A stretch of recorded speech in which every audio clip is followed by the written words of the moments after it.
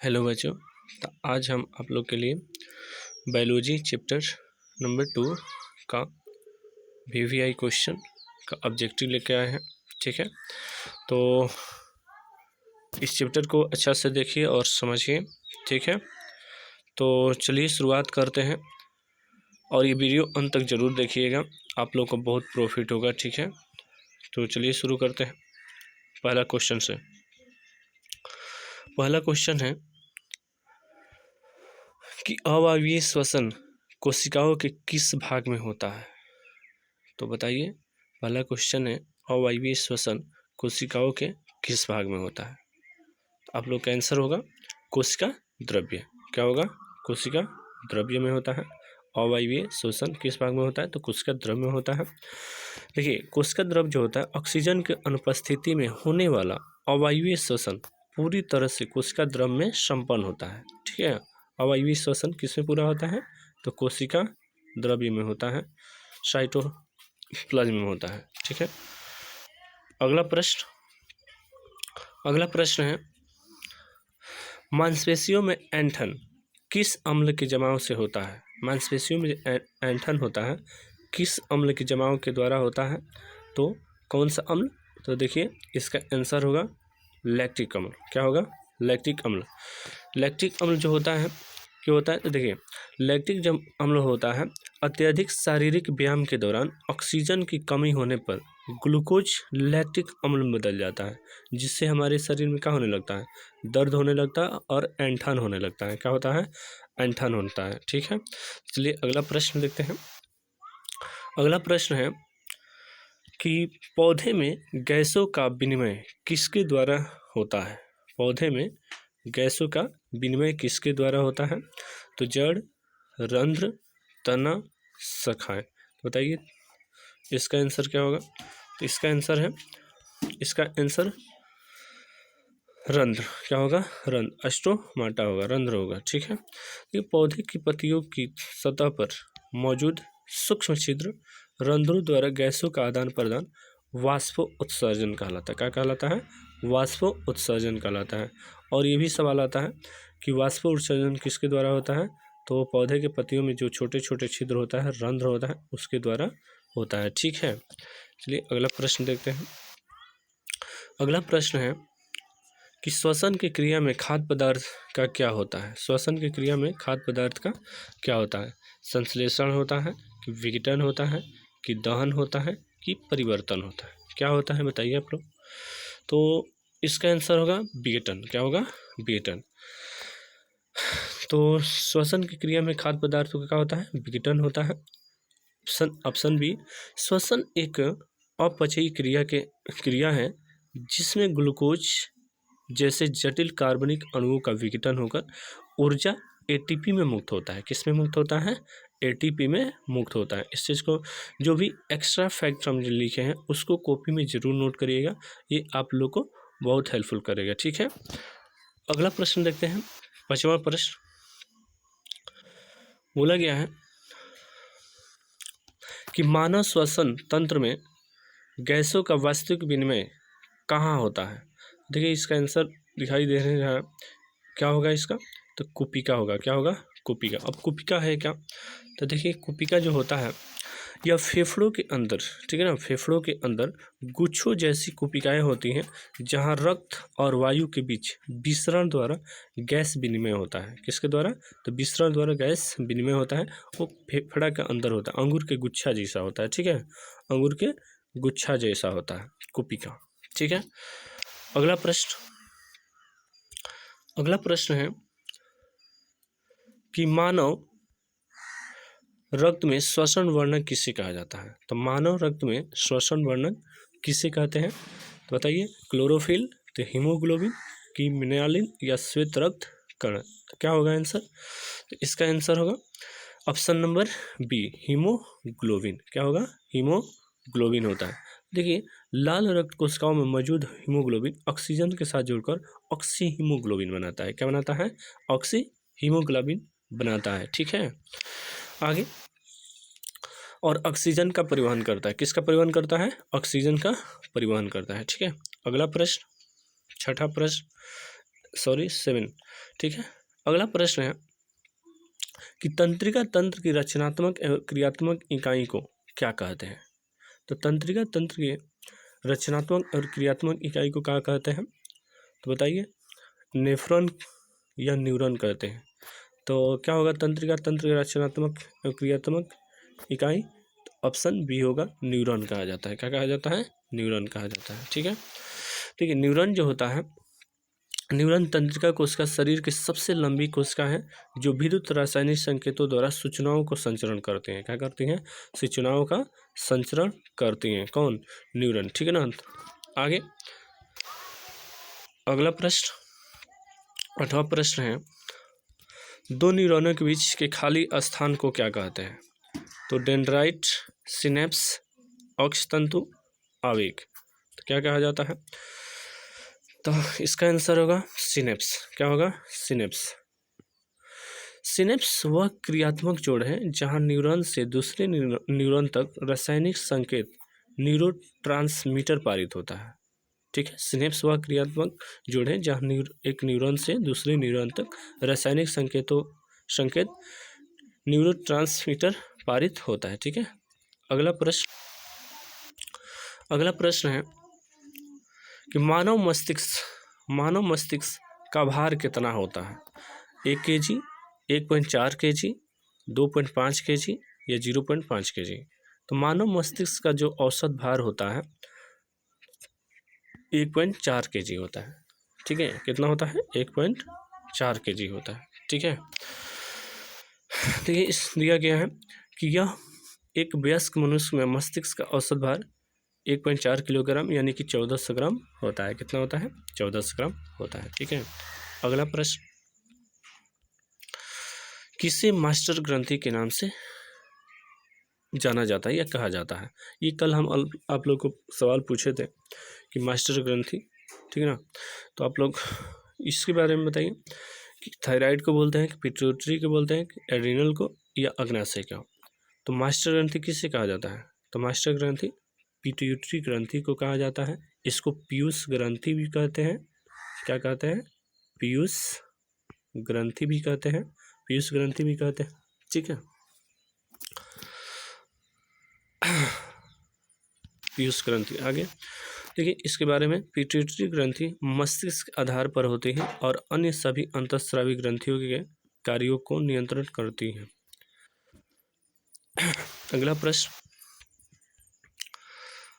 अगला प्रश्न है, प्रतिवर्ती क्रियाओं का नियंत्रण केंद्र कहाँ होता है। प्रतिवर्ती क्रियाओं का नियंत्रण कहाँ होता है, तो प्रमस्तिष्क, मेरुरज्जु, अनुमस्तिष्क या यकृत, कहाँ पर होता है। तो इसका आंसर होगा मेरुरज्जु। क्या होता है, मेरुरज्जु में होता है। प्रतिवर्ती क्रियाओं का नियंत्रण किसमें होता है, तो मेरुरज्जु में। ठीक है। मेरुरज्जु जो होता है यह अचानक, ये दिया है, यह अचानक होने वाली अनैच्छिक त्वरित क्रियाएं जो सीधे मेरुरज्जु द्वारा नियंत्रित होती है ताकि शरीर तुरंत प्रतिक्रिया दे सके। तो किसके द्वारा होता है, तो मेरुरज्जु के द्वारा। ठीक है। अगला प्रश्न है, मस्तिष्क का मुख्य सोचने वाला भाग कौन सा होता है, प्रमस्तिष्क या मध्य मस्तिष्क। बताइए मस्तिष्क का सोचने वाला भाग कौन सा होता है, प्रमस्तिष्क या मध्य मस्तिष्क। देखिए सोचने वाला जो मस्तिष्क का जो भाग होता है, मस्तिष्क 3 भागों में बटा होता है। एक अग्र मस्तिष्क जिसको प्रमस्तिष्क बोलते हैं, एक मध्य मस्तिष्क होता है, और एक होता है पश्चिम मस्तिष्क। 3 प्रकार के होता है। तो सोचने के लिए कौन आता है, तो प्रमस्तिष्क होता है। कौन होता है, प्रमस्तिष्क। देखिए इसमें दिया गया कि प्रमस्तिष्क अग्र मस्तिष्क का हिस्सा है जो बुद्धि, तर्क, याददाश्त और चेतना का मुख्य केंद्र होता है। ठीक है ना। तो इस चीज़ को ध्यान दीजिएगा, प्रमस्तिष्क जिसे अग्र मस्तिष्क भी कहा जाता है। ठीक है। अगला प्रश्न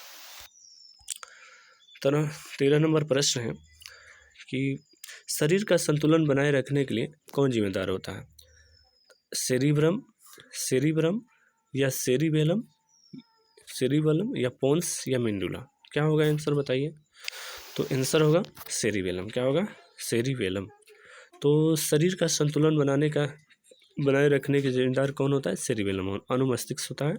अनुमस्तिष्क शरीर की मुद्रा और ऐच्छिक पेशियों की गतियों के बीच संतुलन बनाए रखने में मदद करता है। ठीक है, अगला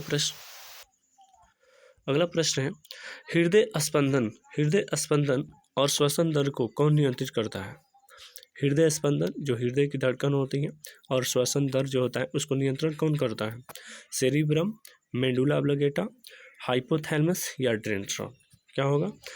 तो आंसर होगा मेडुला ऑब्लिंगेटा। ठीक है, कौन करता है? मेडुला ऑब्लिंगेटा। देखिए, मेडुला ऑब्लिंगेटा जो होता है पश्च मस्तिष्क का यह भाग होता है। कौन से? तो पश्च मस्तिष्क का भाग होता है जिसे हृदय की धड़कन और सांस लेने जैसी अनैच्छिक क्रियाओं का केंद्र होता है, मेडुला ऑब्लिंगेटा। अगला प्रश्न, पौधे में कोशिका दीर्घन में मदद करने वाला हार्मोन कौन सा है? इथिलीन, ऑक्सिन, एब्सिसिक अम्ल या इंसुलिन? कौन होता है? तो आंसर हो जाएगा ऑक्सिन। क्या होगा? ऑक्सिन होता है। ठीक है, पौधे में कोशिका दीर्घन में मदद करने वाला हार्मोन ऑक्सिन होता है। देखिए, ऑक्सिन जो होता है पौधे के शीर्ष भाग में बनता है और कोशिकाओं की लंबाई और वृद्धि को क्या करता है? प्रेरित करता है। ठीक है, अगला प्रश्न है फलों को पकाने वाला गैसीय हार्मोन कौन सा है? फलों को पकाने वाला गैसीय हार्मोन कौन सा है? तो साइटोकाइनिन, एथिलीन, जिबरेलिन या ऑक्सिन? तो आंसर क्या होगा? तो आंसर होगा एथिलीन। ठीक है ना, फलों को पकाने वाला गैसीय हार्मोन कौन होता है? एथिलीन होता है। ठीक है, देखिए एथिलीन जो होता है, एथिलीन एकमात्र गैसीय पादप हार्मोन है जो फलों को पकने की प्रक्रिया को प्राकृतिक रूप से नियंत्रित करता है। ठीक है, प्राकृतिक रूप से। तो कमेंट में एक आंसर आप लोग दीजिएगा कि कृत्रिम रूप से फलों को पकाने के लिए किस गैस का उपयोग किया जाता है। कमेंट में ये सवाल आप लोग जरूर करिएगा। ठीक है, अगला सवाल है कि पौधे में वृद्धि रोधक हार्मोन किसे कहा जाता है? तो पौधे में वृद्धि रोधक हार्मोन किसे कहा जाता है? तो ऑक्सिन, एब्सिसिक अम्ल, साइटोकाइनिन, एथिलीन।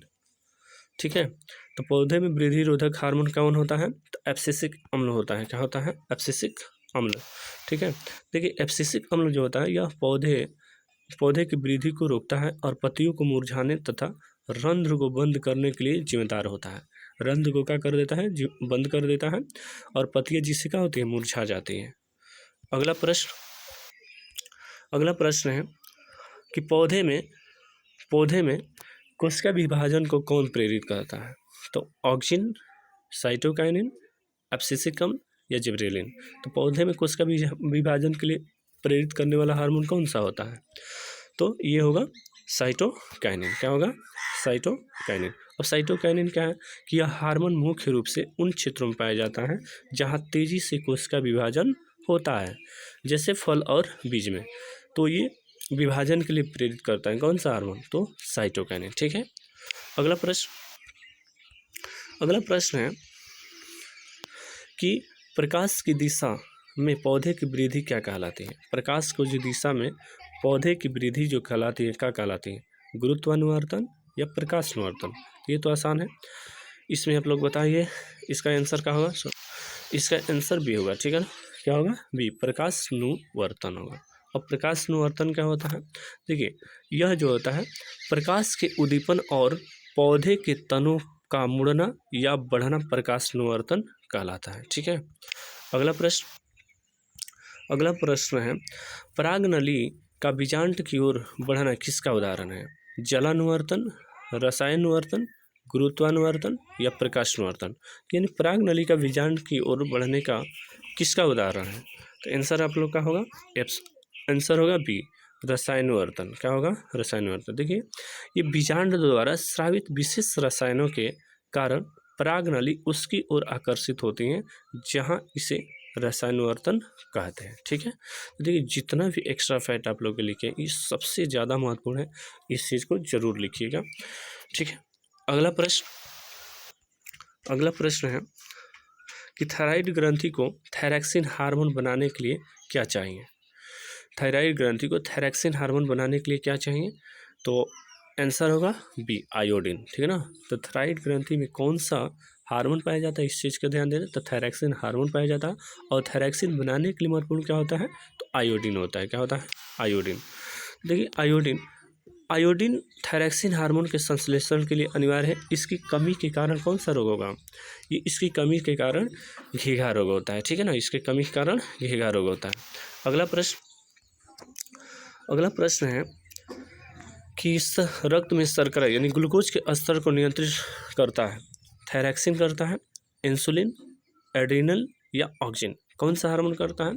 तो रक्त में शर्करा के ग्लूकोज के स्तर को नियंत्रित करने का काम इंसुलिन करती है। कौन करती है? इंसुलिन करता है, ठीक है, इस चीज़ को ध्यान दीजिएगा। देखिए, इंसुलिन जो होता है अग्नाशय द्वारा स्रावित रक्त में ग्लूकोज की मात्रा को स्थिर रखता है। तो ये भी याद रखिएगा, इंसुलिन हार्मोन जो होता है किससे स्रावित होता है? अग्नाशय ग्रंथि से, लेकिन अग्नाशय स्रावित होता है। और इसकी कमी से कौन सा रोग होता है? डायबिटीज होता है, मधुमेह होता है, ठीक है। अगला प्रश्न है कि इनमें कौन सी एक मिश्रित ग्रंथि है, मिक्स ग्रंथि है, ठीक है ना? यकृत, अग्नाशय, थायराइड या लार ग्रंथि? तो कौन सी होगी? तो आंसर होगा अग्नाशय। तो मिक्स ग्लैंड के नाम से किससे जाना जाता है? अग्नाशय को जाना जाता है। देखिए, अग्नाशय यानी कि अग्नाशय इंसुलिन हार्मोन और पाचक एंजाइम, ठीक है ना, दोनों स्रावित करती है। और पाचक एंजाइम जो होती है बहिस्रावी से निकलता है, और एंजाइम जो होता है बहिस्रावी ग्रंथि से निकलता है, और इंसुलिन हार्मोन किससे? तो अंतःस्रावी ग्रंथि से, ठीक है ना। अब आते हैं अगला प्रश्न पे। अगला प्रश्न है कि आपातकालीन स्थितियों में कौन सा हार्मोन लड़ो और उड़ो की प्रतिक्रिया देता है? तो इंसुलिन, एड्रिनल, थायरॉक्सिन और एस्ट्रोजन। तो आपातकालीन में कौन सा हार्मोन? तो एड्रेनालिन। कौन होगा? एड्रेनालिन, ठीक है। एड्रेनालिन ग्रंथि से स्रावित यह हार्मोन डर या संकट के समय दिल की धड़कन और बढ़ाकर शरीर को स्थिति से निपटने को तैयार करता है। तो कौन सा हार्मोन होता है? एड्रेनालिन, ठीक है। अगला प्रश्न,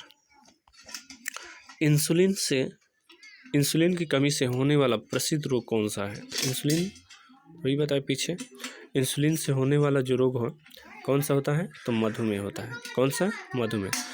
और इंसुलिन हार्मोन किससे स्रावित होता है? कमेंट में ज़रूर बताइएगा, इंसुलिन हार्मोन किस ग्रंथि से स्रावित होता है? तो कमेंट में अब जरूर बताइएगा। देखिए, शरीर में इंसुलिन का स्राव कम होने पर रक्त में शुगर बढ़ जाती है, जिसे बोलचाल में शुगर की बीमारी या डायबिटीज कहते हैं, ठीक है। ये इंपॉर्टेंट है, बहुत इंपॉर्टेंट है, इस चीज़ को लिख लीजिएगा। अगला प्रश्न है, थायरॉक्सिन की कमी से गला सूजकर कौन सा रूप ले लेता है? घेघा, बौनापन, टाइफाइड या पीलिया? आंसर होगा घेघा। क्या होगा? घेघा, ठीक है ना, ग्वाइटर होता है रोग। तो आयोडीन की कमी से थायराइड ग्रंथि फूल जाती है, जिससे गले में सूजन आ जाती है, जिसे क्या कहते हैं? घेघा रोग कहते हैं। क्या कहते हैं? घेघा रोग कहते हैं। अगला प्रश्न, नर लिंग हार्मोन का नाम क्या है? नर लिंग हार्मोन जो होता है यानी कि पुरुषों में कौन सा लिंग हार्मोन पाया जाता है? एस्ट्रोजन या टेस्टोस्टेरोन, इंसुलिन या प्रोजेस्टेरोन? तो देखिए, पुरुषों में पाए जाने वाला हार्मोन कौन सा है? तो टेस्टोस्टेरोन होता है, ठीक है, टेस्टोस्टेरोन।